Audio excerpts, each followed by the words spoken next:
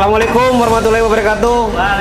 Selamat siang, Om Swastiastu, Namo Buddhaya, salam kebajikan. Terima kasih atas kehadiran rekan-rekan media. Pada kesempatan hari ini kami akan melakukan press conference dengan Direktur Penyidikan sesuai janji kami. Hari ini kita telah melakukan suatu pemeriksaan terkait dengan perkara BTS. Kita melakukan 7 pemeriksaan orang. 1 orang kita tetapkan jadi tersangka dan sudah dilakukan penahanan, tadi saudara-saudara sekalian melihatnya. Yang 6 orang masih dalam proses pemeriksaan hari ini. Untuk lebih lengkapnya nanti Pak Dirdik menyampaikan, dan nanti penutupnya juga saya akan menyampaikan hal-hal yang penting terkait dengan perkembangan BTS 4G. Silakan Pak Dirdik. Terima kasih. Assalamualaikum warahmatullahi wabarakatuh.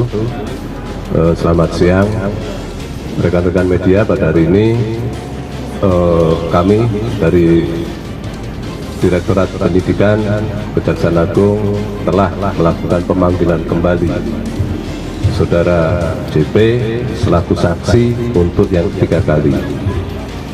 Adapun pemeriksaan kali ini tentunya dalam rangka pendalaman terhadap pemeriksaan 2 yang terdahulu.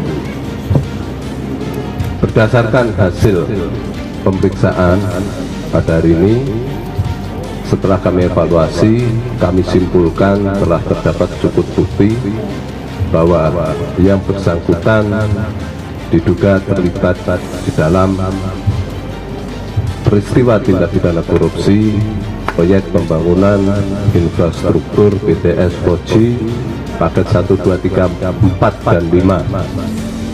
Tentunya selaku pengguna anggaran dan selaku menteri. Atas hasil pemeriksaan tersebut, sehingga tim penyidik pada hari ini telah meningkatkan status yang bersangkutan setelah dari saksi menjadi tersangka. Dan selanjutnya terhadap yang bersangkutan kita lakukan tindakan penahanan untuk 20 hari ke depan di Rutan Salemba Cabang Kejaksaan Agung. Selanjutnya, setelah kami lakukan pemeriksaan, kami pada saat ini juga sedang melakukan penggeledahan di rumah kediaman yang bersangkutan, di rumah dinas Menteri Kominfo dan di kantor Kominfo. Selain itu, hasil dari pemeriksaan ini tentunya akan kita ikuti lagi pemeriksaan pendalaman lebih lanjut untuk melihat apakah perkara ini masih bisa kita kembangkan atau tidak. Mungkin untuk sementara demikian. Terima kasih. Oke, terima kasih. Ada tambahan sesuai dengan hasil penghitungan kerugian keuangan negara yang telah kami sampaikan beberapa hari terdahulu. Kasus ini telah menimbulkan kerugian negara sebesar 8 triliun 32 miliar rupiah. Ya, selanjutnya kami serahkan pada Bapak Kapus Penkum. Rekan-rekan sekalian ya, bahwa kasus ini adalah kasus yang sangat strategis sesuai dengan program pemerintah. Ini adalah proyek diperuntukkan untuk orang banyak ya. Maka proyek ini ditempatkan di pusat-pusat yang terluar, terpencil dan terdalam dan terdepan ya. Sehingga ini sangat-sangat dibutuhkan sekali oleh masyarakat, terutama yang mereka tinggal tadi. Untuk itu, kedepannya proyek ini tidak akan berhenti sampai di sini setelah dilakukan suatu penyidikan. Kami, Kejaksaan, punya kewajiban, punya tanggung jawab untuk mengawal proyek ini sampai selesai, sehingga program pemerintah untuk kepentingan masyarakat banyak dan masyarakat kecil dapat berjalan dengan baik. Ya, sekarang saya buka pertanyaan. Jangan rebutan. Sebentar, kamu nanya dulu. Saya Taufik dari cnnindonesia.com. Izin bertanya Pak, terkait dengan kasus ini. Kan tadi disebutkan bahwa kerugian negara dalam kasus ini mencapai 8 triliun. Apakah sudah diketahui berapa nilai korupsi yang dimanfaatkan atau diambil sendiri oleh Johnny J Plate? Itu yang pertama. Yang kedua, apakah ada aliran dana terkait ke parpol beliau gitu?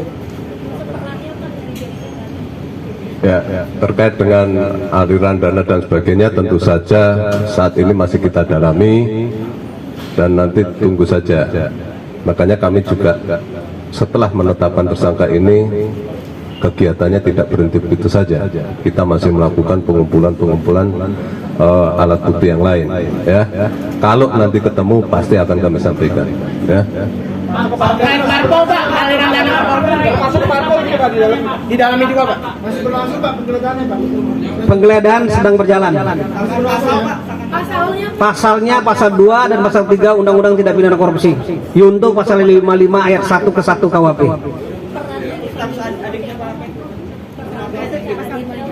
Perannya katanya Pak. Ya, perannya tadi kan sudah sampaikan bahwa yang bersangkutan diperiksa diduga keterlibatannya dalam terkait dengan jabatan yang bersangkutan selaku menteri dan selaku pengguna anggaran. Ya. Ada lagi? Terkait pencairan anggaran dia juga terlibat nggak Pak dalam penetapan tersangka kali ini? Kita masih mendalami semua, ya, dari hasil pemeriksaan BPKP kemarin disampaikan oleh Pak Jasagun dan Kepala BPKP. Ini kita pelajari dulu, ya, kita klarifikasi hasil pemeriksaannya, apakah ada aliran, apakah ada tadi menggunakan untuk kepentingan lain, tentu masih ada dalam tahap didalami sama teman-teman penyidik. Pak, terkait info yang minta sumbangan 500 juta Iya, Pak, Pak. setiap minggunya. Gelar perkara untuk perkara penyidikan tindak pidana khusus itu hampir tiap minggu kita lakukan evaluasi. Hampir tiap Jumat kita lakukan evaluasi teman-teman penyidik. Ya, tidak terfokus ini perkara apa, semua dapat dipenggelar sehingga kita lakukan evaluasi. Pada hari ini kita dapat hasilnya. Pak, soal restoran Pak, saya tadi. Ini menanyakan dalam kenapa tadi ada penggeledahan mobil. Ya, penggeledahan mobil itu dilaksanakan dalam rangka pengamanan barang-barang, dalam rangka pencarian barang bukti yang lain seperti mungkin telepon, barang bukti elektronik lainnya ya.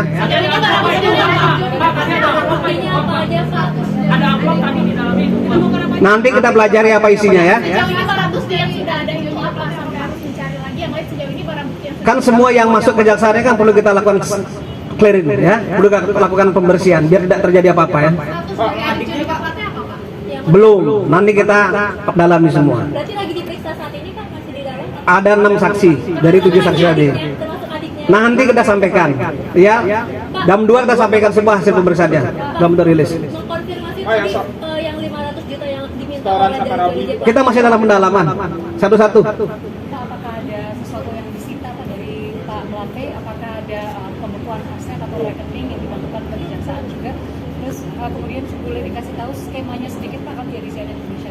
Ya, ini semua masih dalam proses ya. Terkait dengan tadi penyitaan ini masih sedang berjalan karena penyidikan ini masih dalam proses berjalan semua. Silakan Pak. Indikasi TPPU ada Pak? Ya, jadi begini ya. Pada saat ini fokus dari pengungkapan peristiwa pidana korupsi, kita selain penindakan juga pemulihan kerugian negara. Tentunya kegiatan penelusuran aset kita lakukan jauh sebelum hari ini. Itu sudah kita lakukan dan beberapa sudah kita lakukan penyitaan. Dan itu sudah kami sampaikan kan. Nah, ini tentu saja masih bergulir semua. Tapi ada satu titik poin yang harus kita cermati bersama di dalam kasus ini. Kita ingat peristiwa ini dana yang digulirkan proyek senilai 10 triliun sekian. Kerugian negaranya 8 triliun sekian. Nah, ini mungkin perlu harus kita cermati bersama bahwa ini bukan peristiwa pidana biasa. Mungkin demikian ya. Ada dugaan TPPU? Saya kira itu ya rekan-rekan sekalian ya, pertemuan pada siang hari ini ya, biar nggak berpanjang lebar lagi ya. Sekian dan terima kasih, saya tutup press conference pada siang hari ini. Assalamualaikum warahmatullahi wabarakatuh dan Om Sanjati Om.